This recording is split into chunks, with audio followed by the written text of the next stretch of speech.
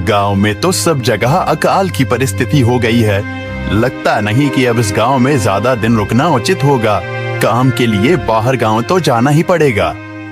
भूषण काम की तलाश में दूसरे गांव की ओर निकल पड़ता है। चलते चलते वह विजयपुर गांव में आ जाता है। वहां उसका रहने का कोई ठिकाना नहीं था और उसके पास कोई काम भी नहीं था। चलते चलते वह एक अमीर किसान जगत सेठ के पास आ पहुंचता है। सेठ जी, मैं भूषण दूसरे गांव से आया हूँ। हमारे गांव में अकाल की परिस्थिति हो गई है। लोगों के खेत सूखे पड़े हैं। गांव में बूंद बूंद पानी के लिए लोग तरस रहे हैं। अगर मुझे आपके पास कुछ काम मिल जाएगा तो बहुत कृपा होगी बड़े भाई। अरे रे, लगता है तुम्हारी हालत बहुत खस्ता हो गई है। ठीक है, वैसे मेरे पास एक काम तो है, पर लगता नहीं कि तुम वो कर पाओगे। सेठ जी, आप चिंता ना करें। मुझे आप कोई भी काम दे सकते हैं। मैं वो काम पूरी मेहनत और ईमानदारी से करूँगा। अच्छा ठीक है भूषण, तो कान खोल कर सुन लो। मेरे पास 50 गायें और 50 भैंसें हैं। तुम्हें हर रोज इन जानवरों का गोबर निकालना होगा और रोज सुबह शाम उन्हें चारा पानी देना होगा। महीने के आखिर में तुम्हें इस काम के लिए 200 रुपए मिलेंगे और हाँ, 2 वक्त का खाना भी हमारी तरफ से मुफ्त दिया जाएगा। बोलो, क्या तुम ये काम कर पाओगे? अरे बाप रे, 50 गाय और भैंसों को संभालना आसान काम नहीं है।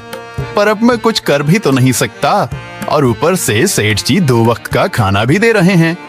ठीक है सेठ जी, मैं ये काम कर लूंगा, पर एक विनती है।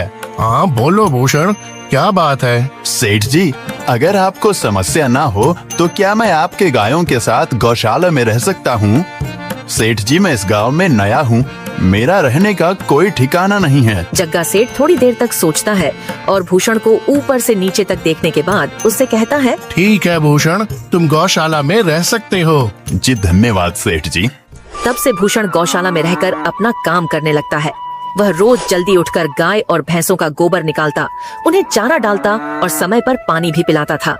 हर रोज भूषण अपना काम ईमानदारी और पूरी मेहनत से करता था। जगत सेठ को भी भूषण का काम बहुत पसंद आने लगा, क्योंकि वह अपना काम सफाई से करता था। एक दिन जगत सेठ भूषण को बुलाकर उससे बोलता है, भूषण, मुझे तुम्हारा काम बहुत पसंद आया है। तुम गाय और भैंसों का अच्छा ख्याल रख रहे हो, इसलिए दूध की गुणवत्ता भी बढ़ गई है और गायें पहले से ज्यादा दूध भी दे रही हैं। इसलिए मैं आज से तुम्हारी तनख्वाह बढ़ाकर पूरे 400 रुपए कर रहा हूँ। आपका बहुत बहुत धन्यवाद सेठ जी।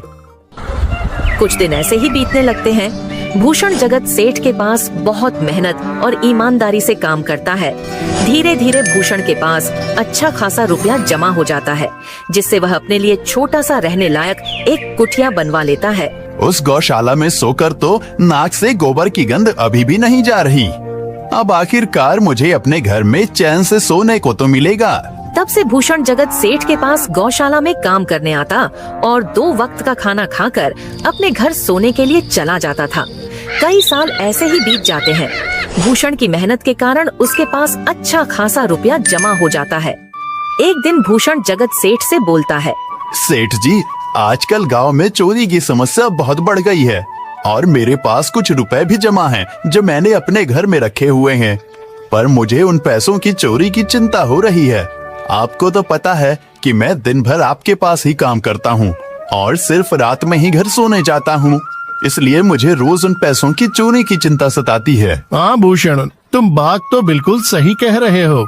आए दिन गांव में नए नए चोरी के किस्से सामने आ रहे हैं और दिन भर तो तुम्हारा घर खाली ही रहता है, तो चोरी होने की संभावना तो जरूर है। जगत सेठ थोड़ी देर सोचता है और फिर भूषण से कहता है, देखो भूषण, ऐसे समय में तो गांव में एक ही जगह है जहां पर तुम्हारा धन सुरक्षित रह सकता है, और वो है जमींदार का घर। क्या?